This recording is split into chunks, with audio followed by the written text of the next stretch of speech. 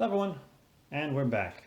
So this time we're going to be looking at a little bit more difficult problem in that the distance it's traveling isn't necessarily as easy to see.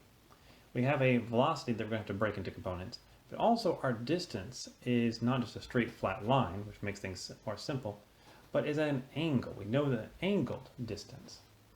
So let's see if we can figure this out. So what does it give us? Well, that angle is 25 degrees. Okay, we know that. And that is the small angle. It does look like it's the bigger angle here, but it is this angle right there. That's the 25 degrees. We want to find the skier's initial speed, VA, if he's able to land, or she is able to land, 100 meters down the slope. That's measured at an angle. Okay, so your plan, establish that fixed XY coordinate system, and then apply your kinematic relations. You're like, oh, that doesn't tell me anything. You're pretty much right. But it is enough to solve this problem. So as always, I'm going to pause, and let you go forward and try it on your own. Okay, so go for it. In 3, 2, 1. Okay, you're back. Hopefully your rubber ducky that you were using to help you solve the problem worked out real well. Well, I've always found rubber ducks to be amazing. But even if he didn't, let's try going through this together. Okay, first off, we know the x distance it went. It went 4/5 of 100. We can use our slope triangle for that. We saw the slope triangle earlier. It looked only like this. So it's 4, 3, 5. And so if we do 4/5, because that's the component we want, we say like, okay, well, 4 over 5 is the same as x over 100, so it's 100 meters on the hypotenuse.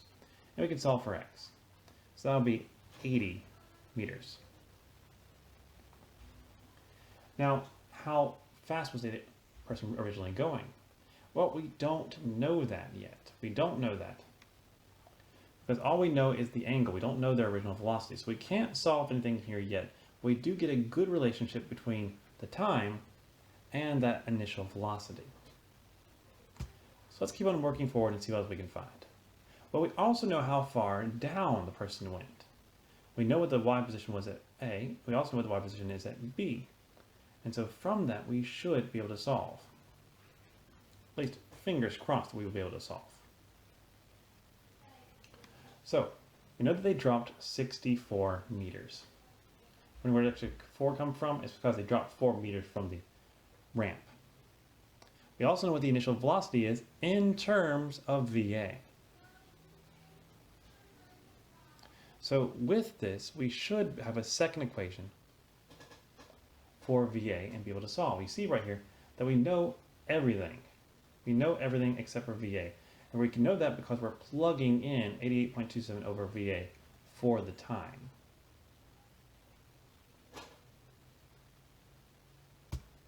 So if we solve, we get VA is equal to 19.42 meters per second, and that the time is 4.54 seconds. And as always, we have two roots here. Only one of them will make sense. Usually the second one is negative, and that's obviously not going to be possible. And after we know the velocity, we would simply plug that back into our original equation to solve for the time. And so that's it. That's all you have to do. It is simply having a consistent coordinate system or coordinate reference frame, and then plugging things into your kinematic equations, which have been simplified by knowing what acceleration is. Well, I hope this helps you. If not, we'll work some more problems in class soon. I'll see you then. Have a wonderful day. Bye-bye.